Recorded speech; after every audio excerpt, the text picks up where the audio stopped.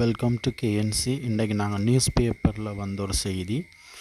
இப்போ குமார் சங்ககார அங்கால மகிழ ஜெயவர்த்தன தேவ லைட் பிளேயர்ஸ் அவர்கள் சிறந்த விளையாட்டு வீரர்களாக இருந்தார்கள். என்ன இப்போ பார்த்தோம்னா அதில் என்ன நியூஸ் வந்ததுன்றொருக்கா பார்ப்போம். அதில் ஒரு ஹெட்டிங் வந்திருக்கு, அது நான் இப்போ காட்சிப்படுத்துகிறேன். இப்போ பாருங்க, அதில் அந்த ஹெட்டிங்கின் மீனிங் இப்போ clean up Sri Lanka, ex cricket champs come in from the cold. Clean up ஸ்ரீலங்கான்னு தெரியும். இப்போ ஸ்ரீலங்காவை இப்போ க்ளீன் அப் பண்ணுறது, அதில் எல்லா வழியிலையும் ஸ்ரீலங்காவை சுத்தப்படுத்துறது. இப்போ எக்ஸ் கிரிக்கெட் சாம்ப்ஸ், எக்ஸ்ன்னா உங்களுக்கு தெரியும் இப்போ முன்னே.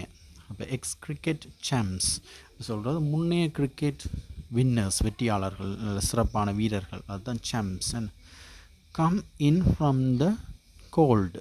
அப்போ கோல்டுன்னா குளிர். அப்போ குளிர்லேருந்து வாராங்களோட அர்த்தம் இல்லை.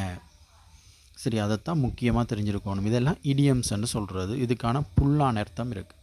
இப்போ உதாரணமாக நாங்கள் கெட் அப், கெட் அப்புன்னா நான் கெட்டுன்னு தனியாக பார்த்தோம்னா பெறுறது எல்லாம் அடைகிறது. அப்பண்டா மேலே, கெட் அப்புன்னு சேர்த்து பார்க்கும்போது பெறுதல் மேலே ஒன்று பார்க்குறோம் இல்லை.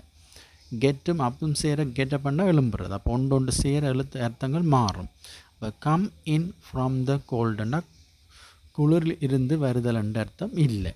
இப்போ கம் இன் ஃப்ரம் த கோல்டுன்னா என்ன அர்த்தம்ண்டா, to enter group or society after being absent. அதாவது ஒரு விடயத்தில் கனகாலம் ஈடுபடாமல் அந்த ஒரு குரூப்பில் இணைகிறது, கனகாலத்துக்கு பிறகு இணைகிறது, இல்லை சமுதாயத்தோடு இணைஞ்சு செயற்படுறது, அப்படியானது வேறு. எல்லாம் இன்னும் ஒரு அர்த்தம் இருக்குது.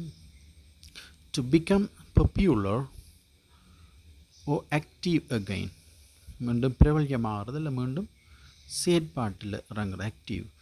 அப்போ இதில் என்ன அர்த்தம்னா, எக்ஸ் கிரிக்கெட் சாம்ப்ஸ், முன்னைய கிரிக்கெட் சாம்ப்ஸ் மீண்டும் என்ன செய்யணும், ஒரு சமுதாயத்துக்குள்ளே இணங்கினம், என்டர் ஆகினம், அதாவது கை ஒடுக்கினம். க்ளீனப் ஸ்ரீலங்காவுக்கு என்ன செய்யணும், கை ஒடுக்கினம்.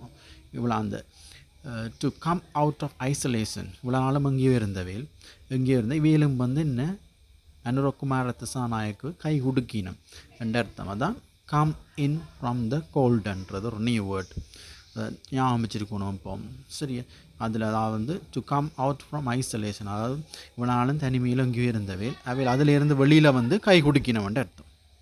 ஓகே.